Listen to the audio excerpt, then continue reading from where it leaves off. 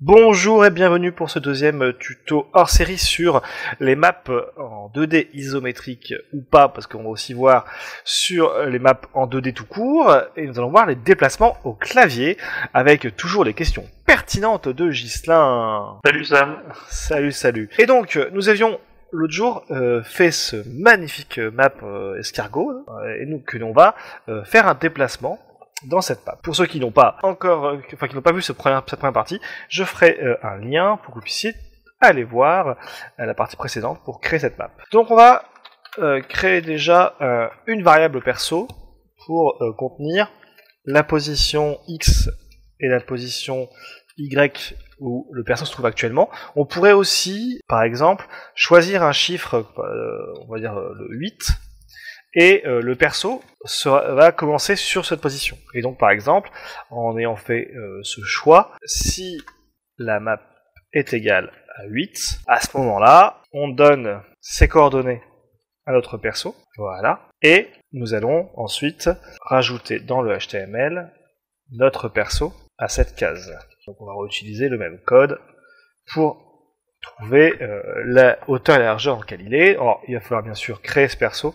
Alors j'ai mis une classe, on va plutôt mettre un ID, enfin, sauf si vous avez plusieurs personnages, hein, à vous de voir comment vous faites votre jeu. Nous dans l'exemple on va en avoir qu'un seul, donc on va lui donner un fond de couleur vert, on va lui donner taille un peu plus petite que le reste, et une petite marge pour qu'il soit centré au milieu de la case. Donc voilà, j'ai créé le perso, si tout se passe bien. Je sais, on a oublié la position absolue. Ah. Tout simplement, voilà. Donc notre perso est créé, donc on va faire le déplacement. Alors pour faire le déplacement, une fois que notre carte est créée, on va écouter sur l'ensemble de notre page toutes les touches du clavier qui sont enfoncées. Ok ? Ouais. Et on va donc les traiter. Pour ça, en fait, dans la variable E, là, contient des données très intéressantes, dont la principale, qui est dans EKCode, ASCII Query, voilà, qui donne en fait un numéro à la touche. Alors ça donne pas la lettre qui est appuyée, mais un numéro. Par exemple, là je vais utiliser les flèches du clavier, et 68, ça équivaut à droite, il me semble. Je sais plus si c'est les touches du clavier que j'ai pris en exemple, ou... En fait j'ai pris un exemple que je vais vous montrer plus tard, c'est sur ce jeu... Ah non, c'est ZQSD, que j'ai utilisé. Ça sera l'exemple que je montrerai de jeu possible qu'on peut créer avec ce bout de code. D'accord. Donc 68, c'est donc à droite, ce qui veut dire que c'est le D. 81, c'est la gauche, donc c'est le Q. 90 pour le bas avec le S. Et ensuite 83 pour donc le haut. Bien sûr. Alors là, du coup, ça concerne que les flèches et pas les flèches du clavier numérique. Non, mais on pourrait très bien trouver leur valeur. Par exemple, si je fais, si je sais aucune de tout ça, je veux dans la console afficher les codes, et comme ça je pourrais trouver facilement. Et donc là la droite c'est 39, la gauche c'est 37, 38 en haut et 40 en bas. D'accord. Donc il suffirait... Si tu cliquais sur A par exemple, ou B... En fait, chaque touche a un numéro à eux, parce que si je fais A c'est 65, Z, E, R, T, U... Alors j'imagine que si j'avais un clavier anglais, les chiffres se suivraient peut-être, mais je suis même pas. Ou alors, non, c'est l'alphabétique. A, B, C, D, E, F. Je sais pas si vous avez encore la suite. Et si tu fais CTRL-Z ou... Alors, contrôle c'est 17, Shift c'est 16, Alt 18. En plus de ça, vous avez dans la variable E des infos pour savoir si la touche Alt est enfoncée, et donc si ça répond True si c'est enfoncé, et False si c'est pas. Pareil pour Control, pareil pour Shift.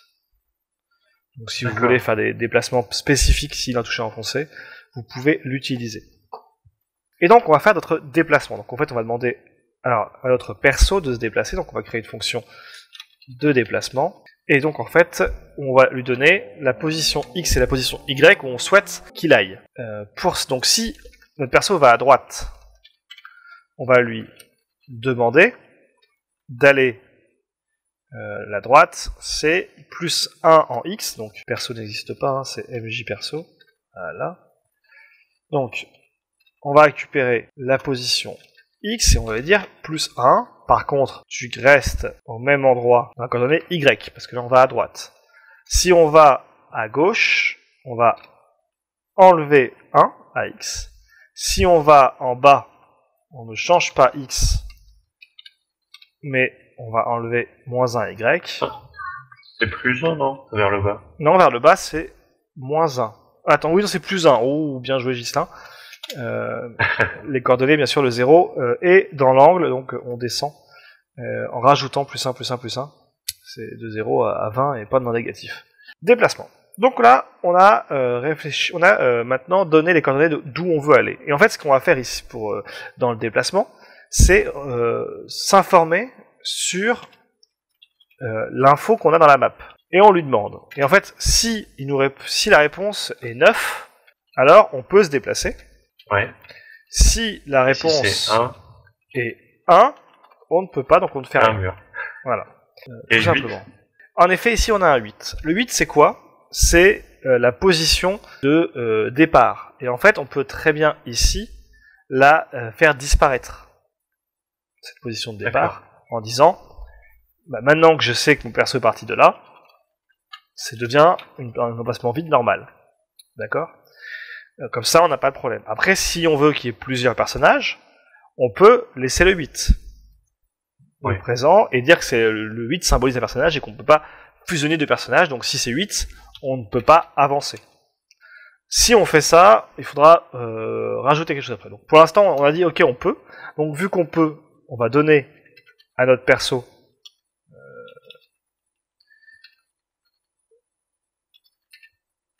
la position X et la position Y, et on va déplacer notre perso. Alors, auparavant, ça serait pas mal de mémoriser dans un objet jQuery notre perso pour éviter de régénérer à chaque fois un nouvel objet jQuery à chaque fois qu'on a besoin de bouger notre perso. Et donc, on n'a plus qu'à dire CSS top. Et on fait le même calcul que ici. Alors jQuery, je crois qu'il faut quand même mettre le pixel. Et left.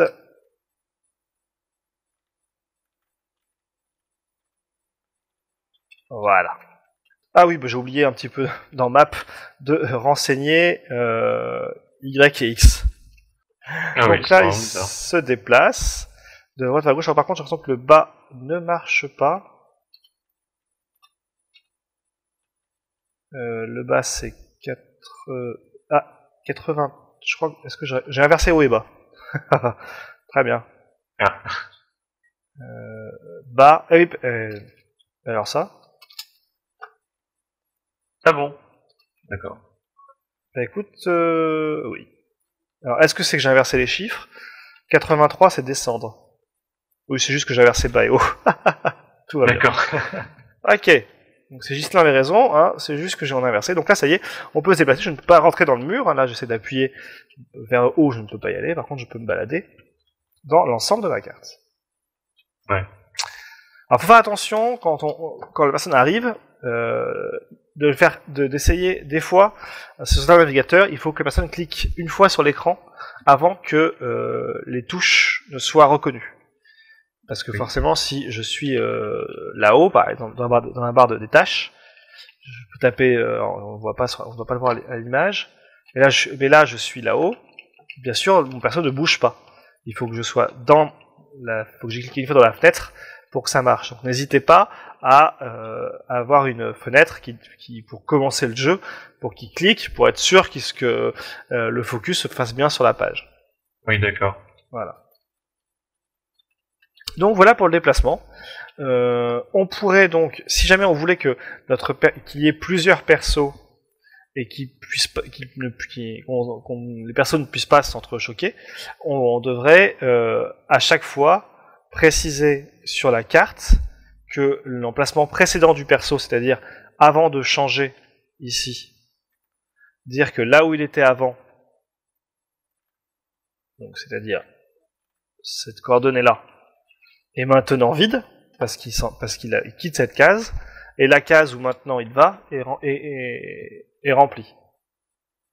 De cette manière, là on signale dans la map que d'un seul coup, la case qui avant était occupée par notre personnage devient maintenant... Ah tiens, j'ai mis J au lieu de mettre MJ.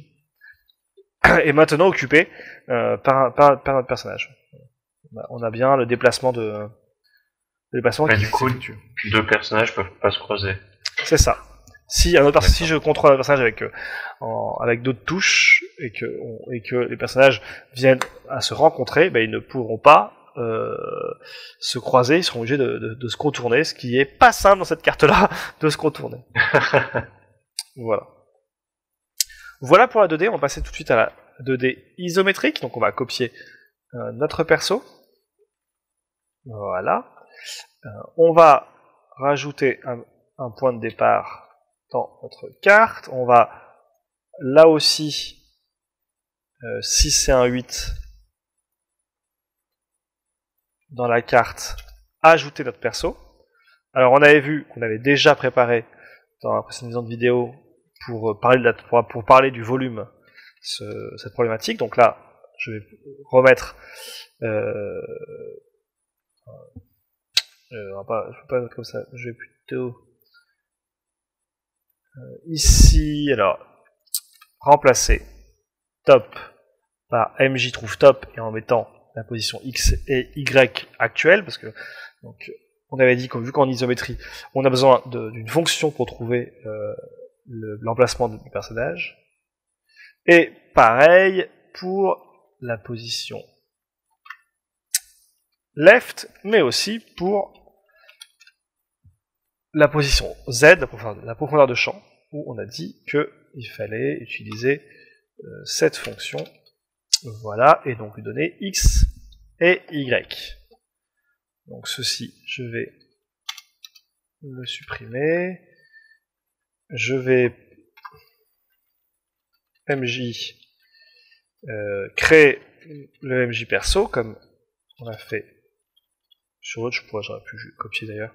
Et tu pourrais le faire très grand pour qu'il ait la tête qui passe devant la case du dessus.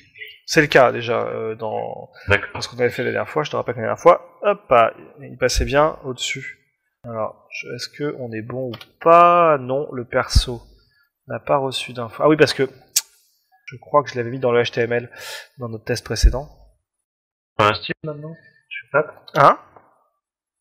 Là, on a bien un 8. Non, je me demandais si ton personnage avait un style sur cette map. Oui, tout à fait. C'est le même CSS? Oui. C'est pas le même. Ah non, c'est perso, alors que là, c'était mec. Bien vu. Le Ghislain. Le petite erreur très simple.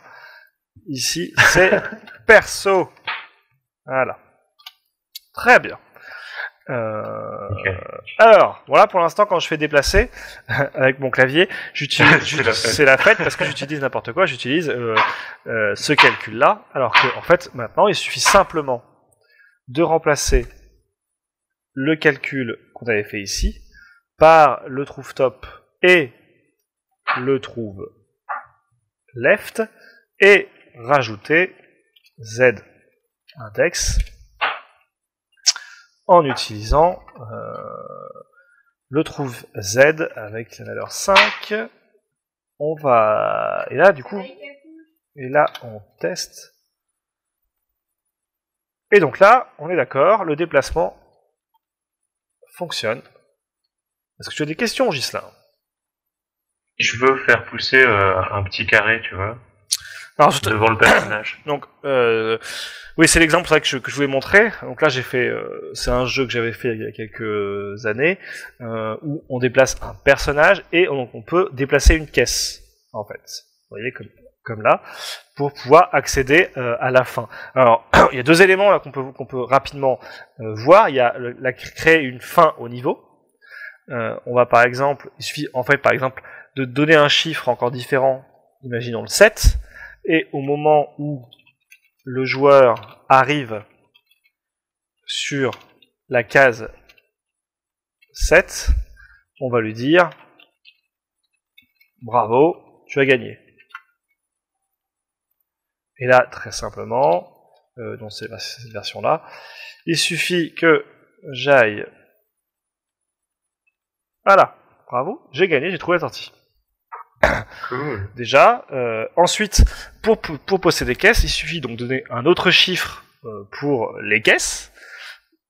Et quand ici on a une caisse, donc on va donc imaginons 5, on va d'abord dire je veux déplacer la caisse dans le même sens. Donc en fait pour ça, il va falloir dans mon déplacement calculer le déplacement qu'on a fait, donc soit en le notant dans l'appel en mettant ici par exemple -1, 0 pour signaler le déplacement dans lequel on va, soit le retrouver simplement en faisant la différence entre le x actuel et le nouveau x, et pareil pour le y, et lancer une fonction de déplacement pour la caisse. Donc, c'est-à-dire que avant de déplacer le perso, on déplace la caisse. La caisse, on fait exactement le même code de déplacement.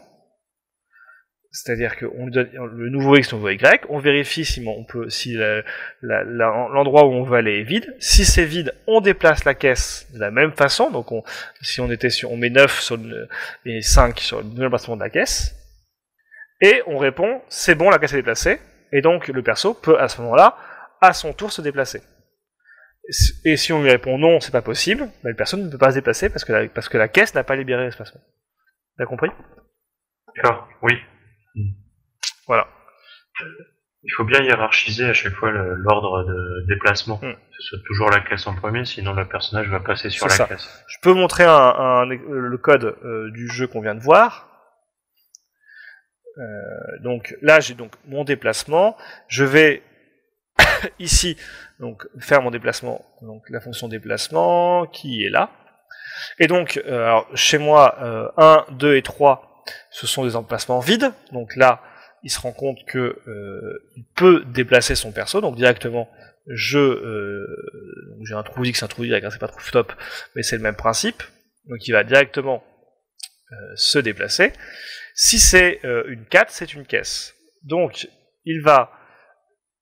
en fait, moi, j'ai mémorisé l'action donc de clavier. Je vais donc faire le même déplacement, mais pour la caisse, donc déplacement C cette fois-ci, et plus déplacement tout court.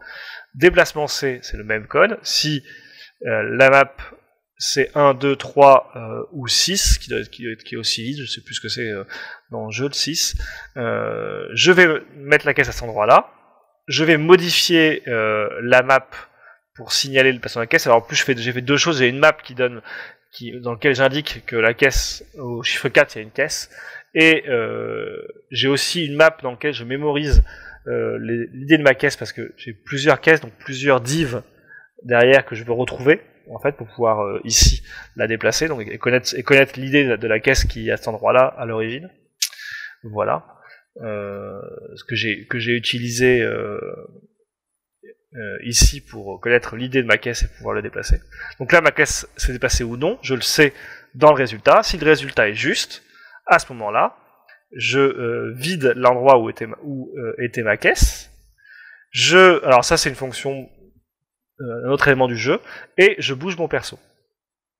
L'autre élément dans mon jeu, dans les niveaux suivants, donc il faut que j'aille résoudre rapidement les niveaux, voilà, c'est qu'on a des policiers qui vont pouvoir repérer simplement l'endroit où se déplace mon perso. Et ça se fait simplement, pareil, en vérifiant que entre le policier, les objets qui sont, enfin ce qui est devant lui, si c'est une case vide, je continue. Si c'est une case vide, je continue. Si c'est une case vide, je continue. Et si c'est une case avec une caisse ou un mur, j'arrête de vérifier. Si c'est une case avec mon personnage, le personnage a perdu. Voilà, tout simplement.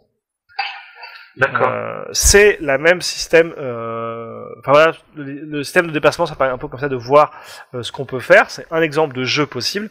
On peut vraiment, là, on est dans une formule de jeu de casse-tête, mais on peut faire du RPG avec ce système-là. Je rappelle que c'est le système d'Andofus. Après, je crois que d'Andofus c'est au clic de mémoire, et on verra les déplacements au clic dans le prochain hors-série.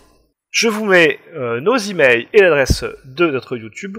N'hésitez pas à nous contacter. On est aussi présent je suis présent sur Twitter avec le Prêt à Surfer, exactement comme la chaîne YouTube.